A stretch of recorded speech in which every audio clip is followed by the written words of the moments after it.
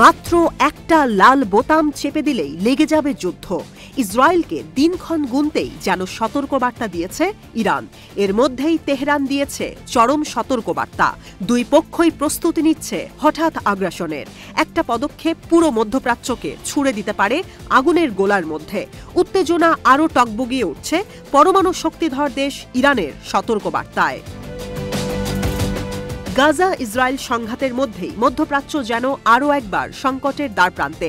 ইরানের আকস্মিক হুমকি, ইসরায়েল যদি আবারও হামলা করে পুরো দমে যুদ্ধ শুরু করে দেবে ইরান। তেহরান জানায়, ইসরায়েলের হামলার জন্য তো ইরান প্রস্তুত, পাশাপাশি ভয়াবহ পাল্টা হামলার প্রস্তুতিও রয়েছে তাদের। ইরানের পররাষ্ট্রমন্ত্রী আব্বাস আরাকচি বলেন, এমন পরিস্থিতিতে পরমাণু অস্ত্র ব্যবহার করে পরিস্থিতি আরও ভয়াবহ করবে তেহরান।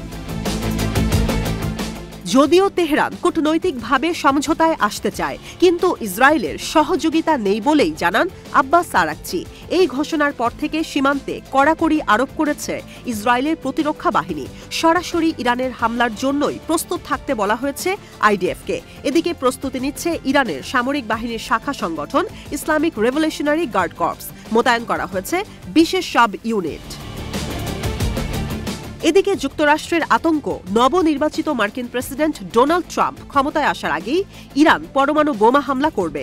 বিভিন্ন গণমাধ্যমের প্রতিবেদনে উঠে এসেছে যুক্তরাষ্ট্রের ইরানের পরমাণু কেন্দ্রগুলোতে হামলার পরিকল্পনার কথা। সংবাদ মাধ্যম এক্সিওস বলছে, হিজবুল্লাহ, হুথি, ইরাকের মিলিশিয়া সহ ইরানের প্রতিরোধ অক্ষ এখন দুর্বল। এই সুযোগ কাজে লাগিয়ে বিদায় নেয়ার আগেই তেহরানের পরমাণু কেন্দ্রে হামলা করে বসতে পারে যুক্তরাষ্ট্রের বাইডেন প্রশাসন। এমন খবরেই হামলা আতঙ্কের দেশেই বড় পরিসরে সামরিক মহড়া শুরু করে দিয়েছে আইআরজিসি। এই মহড়ার লক্ষ্যই আঞ্চলিক যুদ্ধে শত্রুপক্ষকে কাবু করতে নিজেদের অস্ত্রে শান দেয়া, নিজেদের সামরিক সক্ষমতার জানান দিতে আইআরজিসির এই মহড়ায় অংশ নিচ্ছে ইরানের অন্য সশস্ত্র বাহিনী। ইসরায়েলের বিরুদ্ধে নানা ইস্যুতে প্রতিশোধ পরায়ণ অবস্থায় রয়েছে ইরান। এর মধ্যে রয়েছে হামাস প্রধান ইসমাইল হানিয়া, হামাসের রাজনৈতিক শাখা প্রধান ইয়াহিয়া সিনওয়ার ও হিজবুল্লাহ প্রধান হাসান নাসরাল্লাহকে হত্যার ঘটনা। ইরানের এত হুমকি আর প্রস্তুতি সংকেত হতে পারে অপারেশন ট্রু প্রমিস 3-র শুরু। 2024 সালে হুথিদের সমর্থনের কারণে দুইবার ইরানে হামলা করেছে ইসরায়েল। গেল বছরের এপ্রিলে 3 শতাধিক ড্রোন নিয়ে তেল আবিবে হামলা করে বসে তেহরান। এরপর 1 অক্টোবর 2 শতাধিক ব্যালিস্টিক ক্ষেপণাস্ত্র দিয়ে তেহরানে হামলা করে তেল আবিব।